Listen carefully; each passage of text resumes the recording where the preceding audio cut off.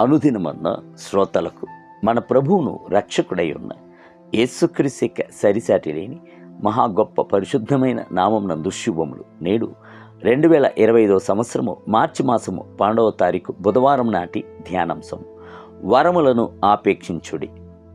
మత్తయి సువార్త 4వ అధ్యాయము 24వ వచనం నందు నానా విధములైన రోగముల చేతను వేదనల చేతను పీడింపబడిన వ్యాధిగ్రస్తులందరినీ, దయ్యము పట్టిన వారిని, చాందర రోగులను, పక్షవాయువు గలవారిని వారు ఆయన యొద్దకు తీసుకుని రాగా ఆయన వారిని స్వస్థపరిచెను.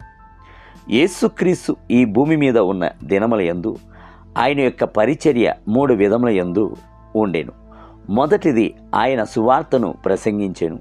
రెండవది దయ్యములను వెళ్ళగొట్టెను. మూడవది వ్యాధిగ్రస్తులను బాగు చేసెను.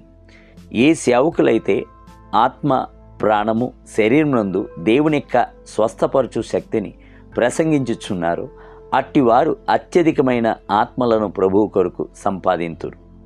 విశ్వాసులు అందరూ ఆత్మీయ వరములతోనూ శక్తితోనూ క్రియ చేయవలనని ప్రభు కోరుచున్నాడు. అందుచేతనే వ్యాధిగ్రస్తులను స్వస్థపరచుడి, కుష్ఠరోగులను శుద్ధి చేయుడి, గుడ్డివారి కనులను తెరవుడి అని ఆయన చెప్పుచున్నాడు. నేడు దేశము దర్శింపబడవలను అంటే అద్భుతములు జరిగి తీరవలెను, ప్రభు శక్తి బయలుపరచబడవలెను. అయితే మన విశ్వాసుల యొక్క పరిస్థితి ఏమిటి?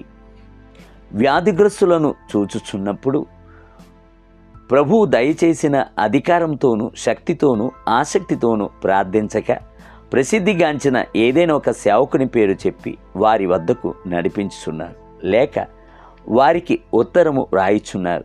ఈయనకు ఉత్తరము రాయుడి, ఆయన ప్రత్యేకమైన వరము గలవాడు అని అంతా చెప్పి అడ్రస్సులు ఇచ్చుచుంటారు కానీ వారికి భారముతో ప్రార్థించరు. సేవకులపై ఎట్టి పరిశుద్ధాత్ముడు ఉన్నాడో అదే పరిశుద్ధాత్ముడు మీపైన కూడా ఉన్నాడు. మీ ద్వారా కూడా ఆయన అద్భుతములను జరిగించును. అపోస్తల కార్యములు 8వ అధ్యాయమును చదివి చూడుడి. ఫిలిప్పు సాధారణమైన భోజనం వడ్డించువాడిగా నియమించబడి ఉండేను. ఇలాగున ఒక సాధారణ విశ్వాసిగా ఉన్న ఆయన ద్వారా ప్రభు బలమైన అద్భుతమును జరిగించెను. సమరయ పట్టణమంతటిని పిలుపు కదిల్చి వేసాను. అమెరికా దేశం నందు గల ఒక డాక్టర్ గారిని గూర్చి విని ఉన్నాను. ఆయన ద్వారా వేవేల కొలది క్యాన్సర్ వ్యాధిగ్రస్తులు బాగుపడి ఆయన పరిశుద్ధాత్మ చేత నింపబడిన వాడు అనుటయే దానికి గల కారణం. శస్త్రచికిత్సకై పీడించబడుచున్న ఎట్టి వ్యాధిగ్రస్తుని తీసుకుని వచ్చిన మొట్టమొదటిగా పరిశుద్ధాత్మ చేత నింపబడిన వాడే వ్యాధిని తీసుకుని వచ్చుచున్న దెయ్యమును గద్దించును. దాని తర్వాత శరీరమునందు పనిచేయకున్నట్లు వ్యాధి యొక్క క్రిముల శక్తిని అంతటిని నశింపజేసి ప్రార్థించును.